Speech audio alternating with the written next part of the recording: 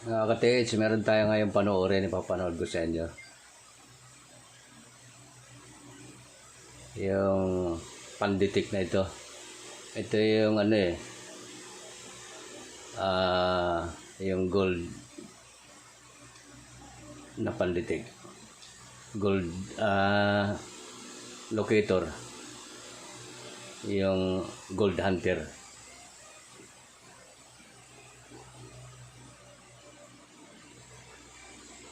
Makikita natin dito, ayan o.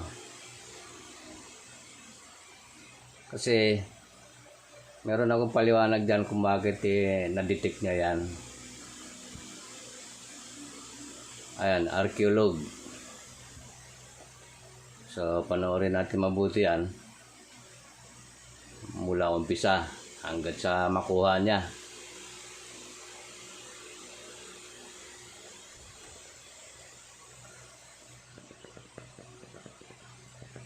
Yang ganyan, hindi natin pwede igaya dito sa treasure hunting natin ngayon dito sa Pilipinas. Kasi preparado yon, kahit kailan hindi madidetect na ganyan.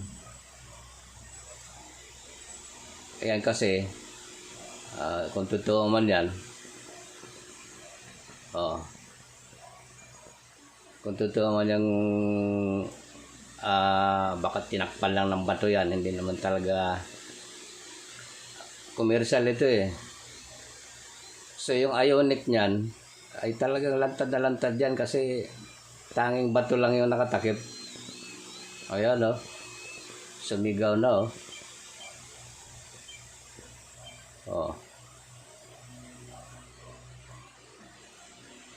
Ayan. So kumuha din doon sa tablet. Isipin naman nyo yun, gaano kababaw lang yun. At nakatakip lang yung bato. Ngayon kung may ginto dyan, ay yung ionic noon talagang singaw na singaw. Sagap na sagap dyan. Kung ikumpara natin yan sa treasure hunting natin dito sa Pilipinas na preparado. May mga uling sa taas, may mga sunog na lupa sa underground, may espalto pa. Paano mo madidetect na ganyan yan? Sa totoo lang, maraming scanner na nasira. Sira yung Ayan, bumabasa din ng ganyan, pero pag hukay, wala. Bakit? Sa malayo sumingaw Yan lagi kong pinapaliwanag sa atin kaya hindi ako bumibili niyan. Sayang lang yung pira.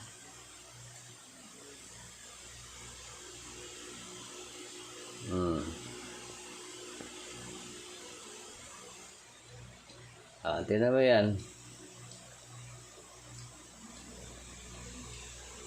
Pag alis ng bato na yan, yan na mismo.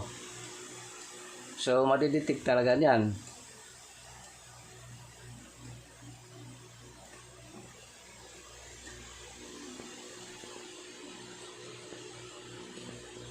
Ako kasi marami na akong pinapanood dito, pati yung mga pandetect na diswing,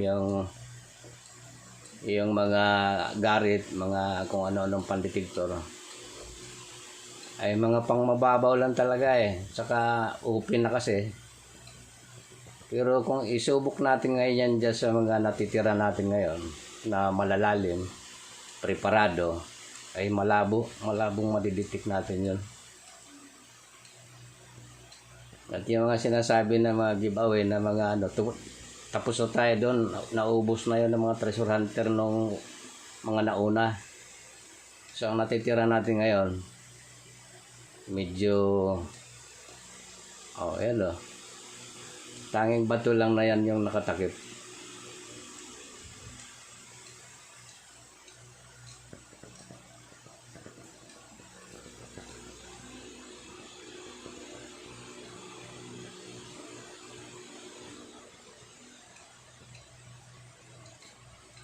At hindi pa natin alam ito kung yan dahil sa komersyal.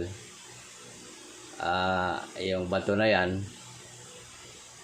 pinlano yan, pinalipas ng ilang taon, sadyang nakakasana yan dyan.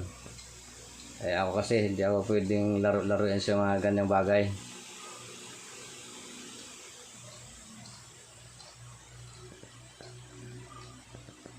At madaling isipin kaya nadidetect niya yan. Dahil nga yung ionic ay singaw na singaw dyan. Kasi yan lang. Subukan mong dalhin yan dito sa Pilipinas kung hindi yan mga mute. Kauho kay wala. Kasi ang mga ionic sa mga malalayo sumingaw, hindi mo masisintruhan at saka malalim.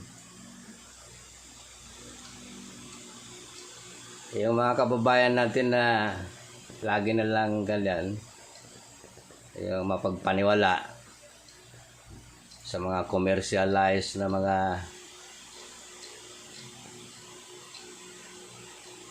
o pwede akong bumili pero kailangan may gagawin sila. Maghukay ng malalim tapos lalagyan ng mga anti-detecting. Pagka dumitik yun ay bibili ako, pero pagka hindi ay hindi na. Alin na melo.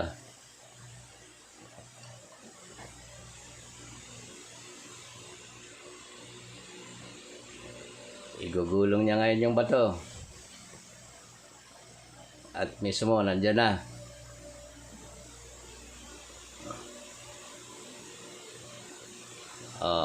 Lumulong na.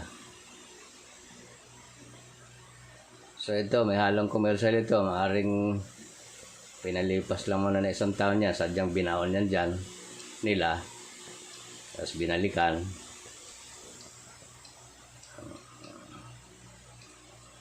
Tingnan natin, nandyan na yan. Yung hinahanap niya.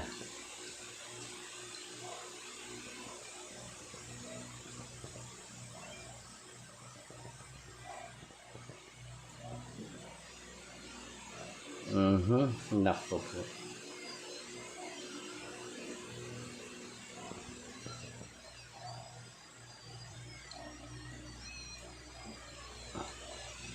Yan, sumigaw na oh.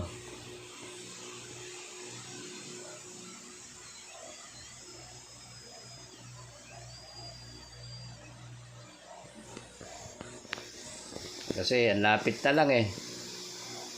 Nandiyan na yan eh. Halos wala pang ano eh.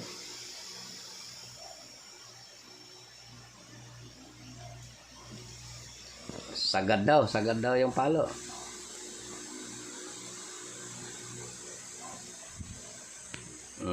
Yan na. Kahit pinpointer, kaya nang abutin yun eh. Ay, ginagawa pa niyang so ganyan. Ibig ko sabihin ay hindi natin pwede igaya dito sa treasure, yung treasure natin ngayon dito sa Pilipinas na lubang malalim at preparado. Hindi yun madidetek. Alam ng hapon na darating yung panahon na ano eh, yan ang sabi din ni Surigao-san yan. So yung gamit din nila ng mga scanner pumapalya din kasi ay preparado yung mga natitira natin na treasure eh. Kaya nga natitira yan dahil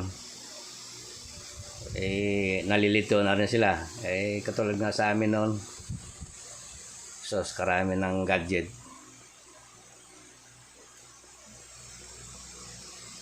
Pero kung sadyang ituro sa'yo yan, ay kahit wala yung mga ganyan.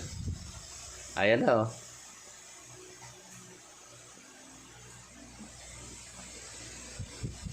So yan, malinaw.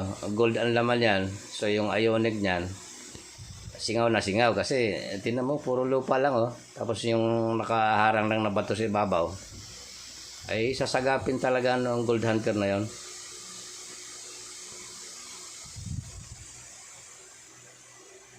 Sige mga katits, hanggang dito na lang. At sinaga akong ate. Wala kasi akong lagayan na ano. Ayan, tinutukan ko lang yan. Hawak ko lang yung cellphone. Ayan, sigurado gold yan eh. Mga gold ang laman yan. Ang laking banga eh. Sige mga katits, yun lang paliwanag ko.